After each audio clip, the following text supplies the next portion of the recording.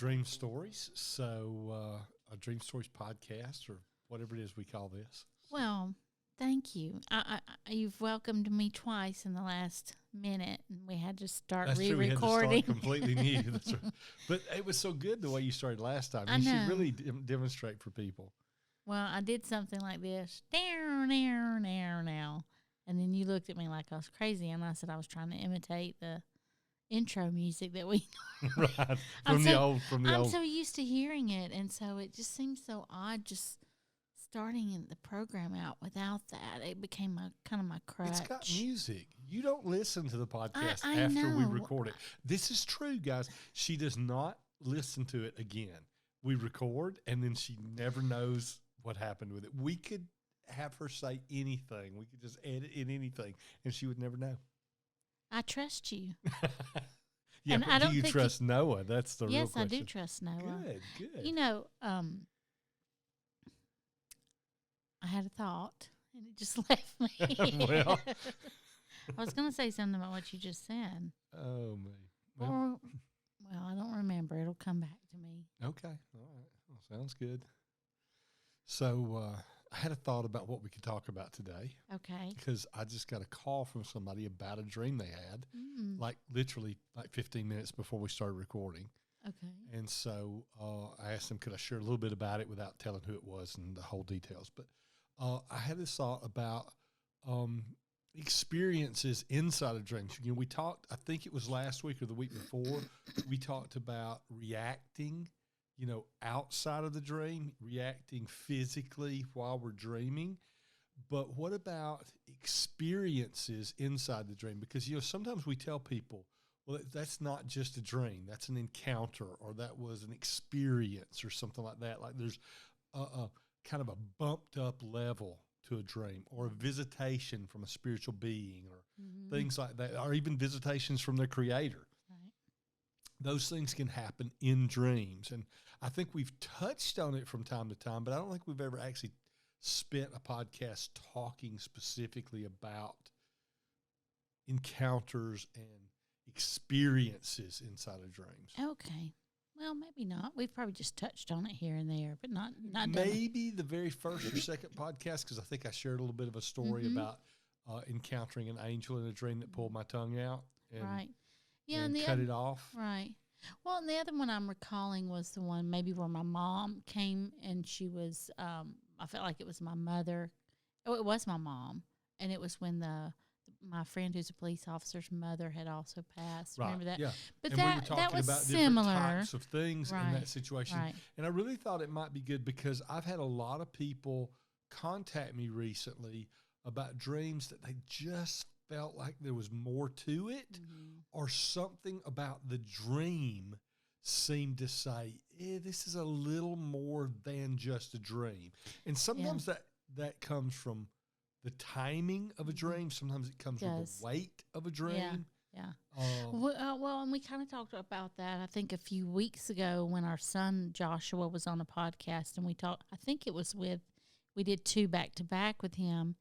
And one of the things we talked about was maybe having a scale or a rating system where you go, okay, how important was this dream to you?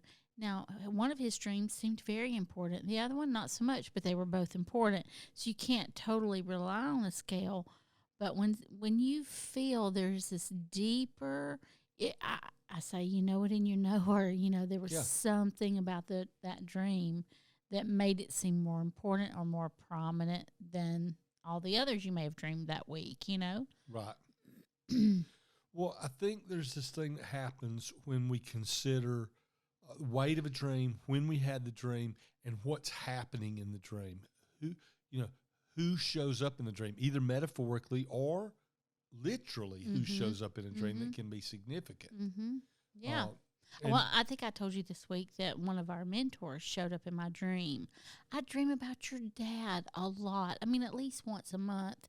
He's either sitting on the side of the bed with me or talking to me or something. I dream about him often, you know, and I do love that. But, I mean, I even talked to you this week about, I dreamed about, you know, John Paul, and I don't remember everything in the dream, but it was an important dream, you know, and some of the things he was saying, you know. Well, how do you distinguish in those kind of settings? Because we've talked about in the past dead people in dreams. We've mentioned on a couple of different occasions angels Yes. or spiritual beings Right. in dreams. We've talked a little bit about encounters with our Creator in dreams. But how do you distinguish between when it's an encounter with a spiritual being or an encounter with our Creator, an encounter with a saint or something of that nature?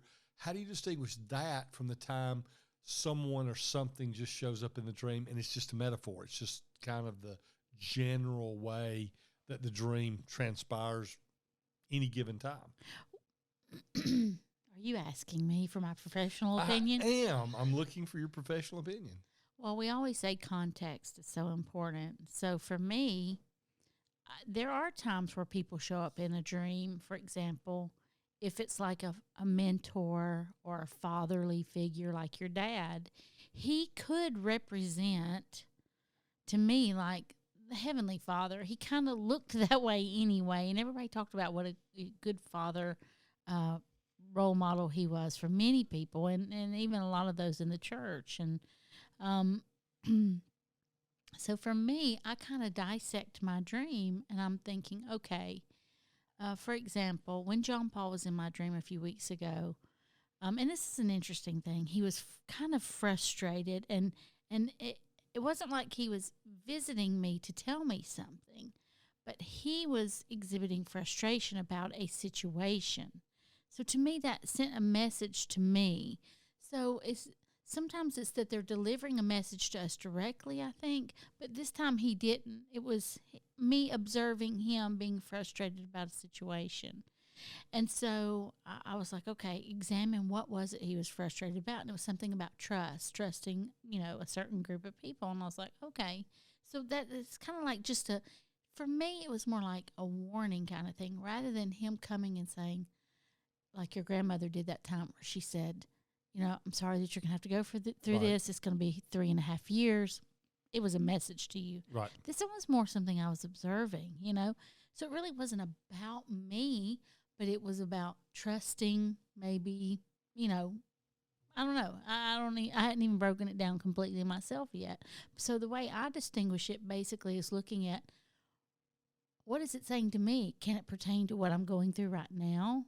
Is it a message direct, almost like intrinsic and extrinsic, how we talk about that? Is it about me? Is it spoken to me?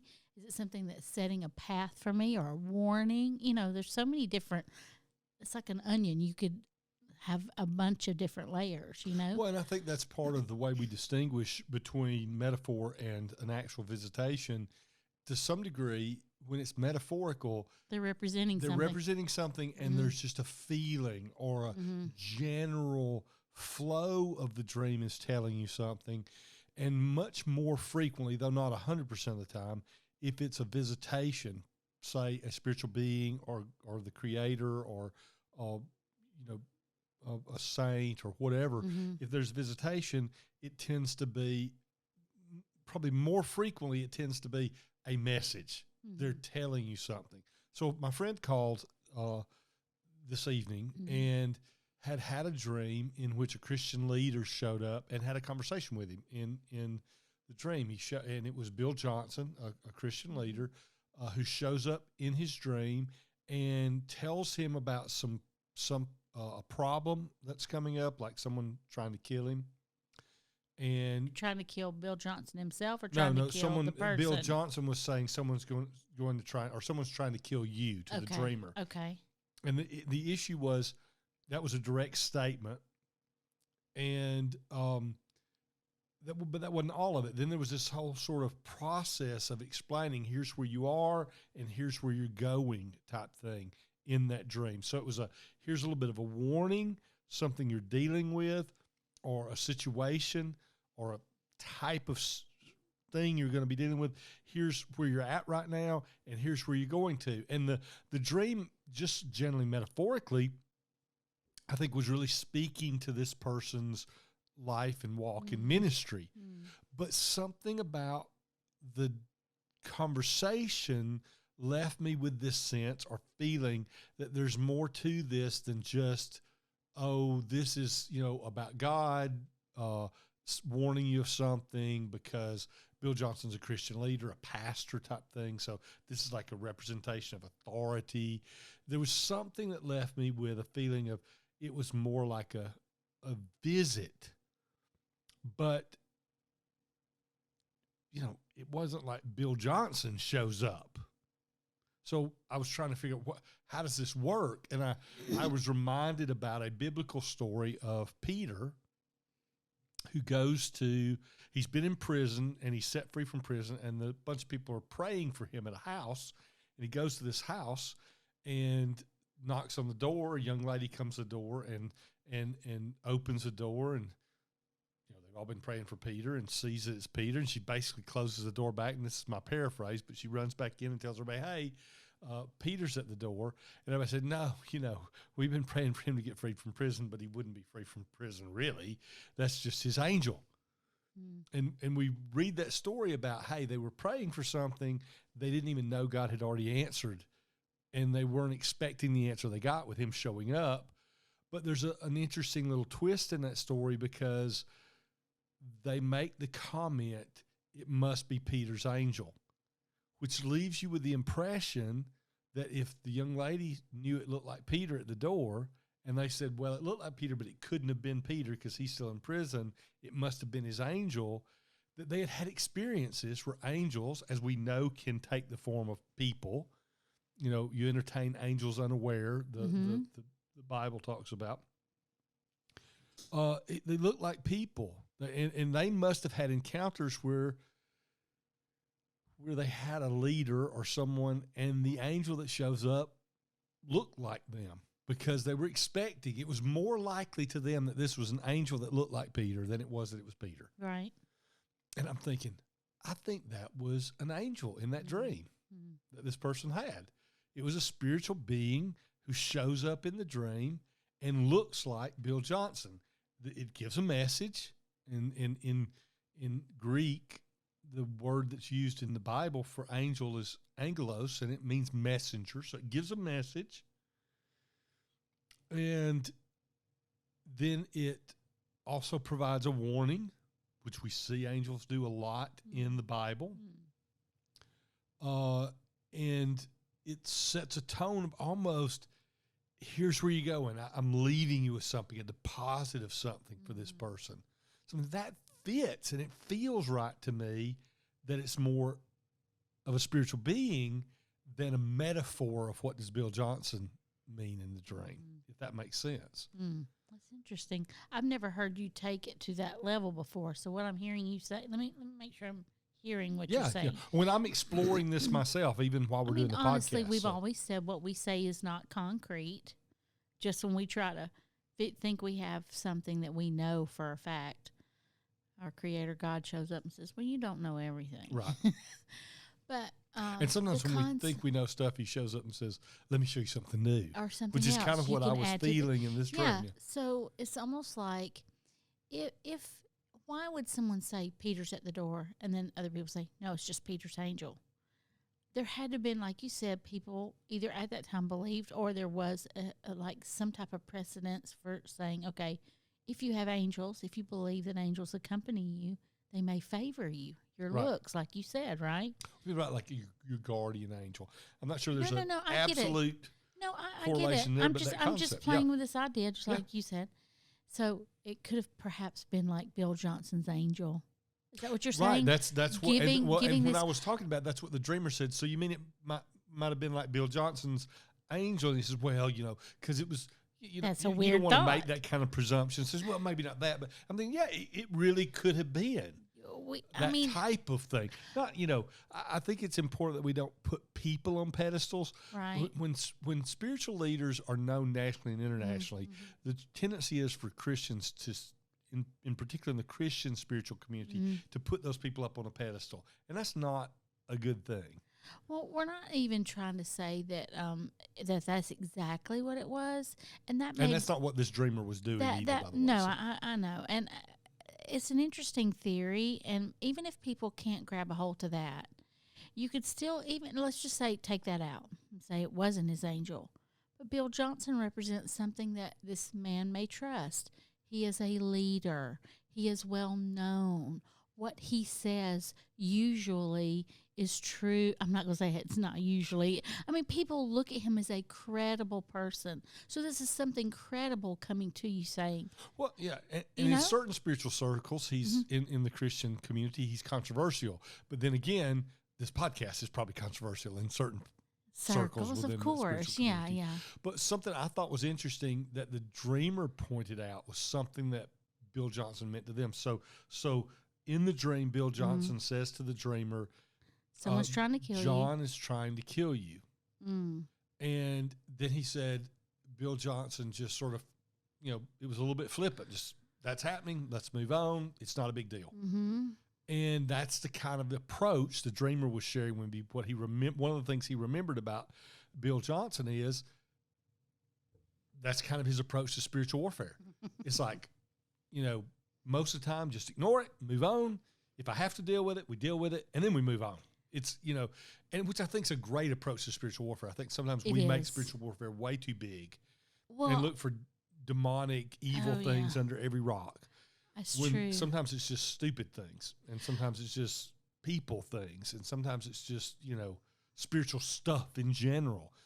And that approach, I think, was really important in this dream for this dreamer, which is, hey, there's an attack, and I'm not going to get into what the attack was, but we were able to recognize what it was when we were talking to the dreamer. Between he and I, we sort of explored it.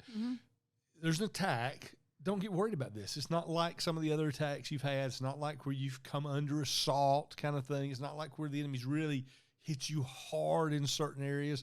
This attack, it's kind of a big deal in the natural, but don't worry about it. Just keep moving. Yeah. And that's kind of fits Bill Johnson's spiritual warfare. He's kind of a low-key kind of guy. I mean, even though he's as prominent as what he is, he's not real flamboyant. He's just kind of matter of fact. Talks very methodically, doesn't he? Well, he's just very straightforward. And here's what it is. Yeah. And maybe that's what that dreamer needed to hear. Yeah. I'm confirming to you what you have been taught from me, which is don't get caught up in it. It's coming here, or it's here, or it has happened, whichever it is. It could be past, present, future, right? Right. Something's trying to kill you, whatever. And, we do get too caught up in those things sometimes. We can get so focused on something that we don't realize it's distracting us from what maybe is right before us. We can get so caught up. So he needed to hear that. Yeah, and that's why I think when you look at the weight of this dream, the message in the dream, was there metaphor there? Yes. I mean, it's not like an actual person named John is trying to kill, literally, physically, the dreamer. Was there metaphor there? Yes. It was about a type of attack, a type of spiritual mindset that was going to come against this man and his ministry and his purpose. Was there metaphor there in sort of saying, here's where you are and here's where you're going? Yeah, it was like a baseball card holder, and Bill Johnson pointed and said, you're in this frame, and you're if you hang on here, you're going to this frame in the little plastic sleeves type thing. So was there metaphor there? Yes, but it was also a very direct message. These are things you need to know, which is, again, why it left me with the feeling that this is a spiritual being. In my case, I would call it an angel that is delivering a message in the form of a person that would convey a metaphorical understanding of the tone of the message that's being conveyed. Yeah. And I thought it was interesting, too, because of something we've talked about a couple of times. And I've noticed this lately when people have shared dreams with me where a spiritual being shows up, where the creator, God shows up in the dream in some capacity, or where there's sort of that encounter experience inside the dream. I've noticed that they tend to come outside of the normal cycle of sleep that we would tend to associate with dreams. So we tend to think of dreams happening in deeper REM sleep. That's what science tells us about dreams. But I've noticed a lot lately, and when I think back on some of my more encounter-like experiences in dreams, they often come in a quick nap or having woken up and just gone back to sleep for, say, the last 20 minutes of the morning before you get up. Interesting. Like that. Which I was listening to a podcast this week about this guy who talks about dreams and everything, not necessarily in the same genre that we're in. A little less spiritual, but still very metaphysical, the way he approached it. And one of the things he said, which I somehow scientifically have missed this, but he was saying that people say they don't dream, or they don't, they can't recall their dreams. And he says most people don't remember the dreams they had when they first fall asleep because your sleep cycle is shorter. And as you go through the night, your sleep cycles grow. So you might start with a 45-minute sleep cycle, another 45-minute sleep cycle. Then you go to an hour, then you go to an hour and 20. And so having that longer sleep cycle makes the dreams seem like they're very fresh. That's why when you first wake up, oh, what did I just dream? Because it's usually what we just dreamed right then or right before that we remember. And if we're really good, we get up in the middle of the night, we write down what we dreamed so we don't forget. But you'll forget them. I mean, it happens to me. Yeah. I can't tell you the amount of times that I have said, I am not going to forget this. I will recite the dream to myself, and it will be such a good dream, and I'll just know it's a good dream. And I'll wake up the next morning and go, oh, man, I should have wrote it down, and I didn't, Yeah. So, but anyway, so just having that longer sleep cycle may make a difference as to what messages, what are we open ourselves up to more or longer experiences with our Creator? Maybe. I don't know, And, I was also contemplating that those shorter sleep times, not the cycle as a whole. Okay. No. I mean, I hear what you're saying, but I was also thinking, like, if I wake up at 5:15, and I know I don't have to be awake and up and moving until 6, it may take me 15 minutes to go back to sleep, but I'm going to probably lay there and get that last 30 minutes worth of sleep. Yeah. And a lot of encounters in dreams happen in that kind of a time frame, I've noticed. I agree. And I'm wondering, it's kind of that, it's almost like that's almost like a twilight time, a time when there's a more blurred line between being awake and asleep. So I think it's interesting what you're talking about. Deeper, longer sleep cycles lead to one type of dream, and shorter, lighter sleep cycles lead to other types of dreams. And I'm thinking these encounter type things often we see in the lighter cycle or the lighter time. And I'm wondering if that's because our soul, our mind is a little bit more active and we can relate to it more as an encounter rather than as a dream. That's cool. So, I mean, I'm just throwing out thoughts here. This is not something that I'm saying this is scientifically the way it works or even. No, I mean, we're listen, we're all growing in what we're learning about. There's nothing that says, we have all the answers and this is exactly the way it works. And even people who have studied them for years have found out new things, research new things all the time, Right. So we don't know. And we're putting it out there because it may be a stretch for some people to understand even what we're saying. Sure, but I think that's a good thing for us because if we get caught in a rut of always thinking the exact same way, we don't grow. We tend to grow when our thought processes are challenged. Yeah. Gently and lovingly, which is what I hope we're doing in this kind of setting. Our thought processes are challenged so that we stop looking at everything through the same lens we've always looked at it through and begin to look for deeper meanings, more significance, alternate ways of understanding something. Not saying they're all perfect or they're all right, but allowing ourselves to grow in exploring our understanding of the spiritual world. Right. And as a Christian, as long as I'm balancing that with the Word of God, with the Bible, and the scriptural foundation, That's an amazing way to learn. Well, I mean, let me just say this too. For us, we do our best to come from a Christian perspective, because that is what is very important to us. But we understand that not everybody is a Christian who may listen to our podcast, and that's Right. okay. We want you to, you know. We want you to know who your Creator God is. That's important to us, you know. But we understand too that there are some things that may be dark out there that we would not encourage people to go and just explore, you know. Right. But we're saying maybe being stretched beyond what we normally would as a believer or as someone who's walking in the Christian faith. I mean, I can remember the first few times I even heard this teaching that you can interpret your dreams. That just sounded so strange and new age to me. And then I find out that there's scriptural reference for it and scriptural precedence for it. Right. It made a huge difference in my life because I'm a huge dreamer.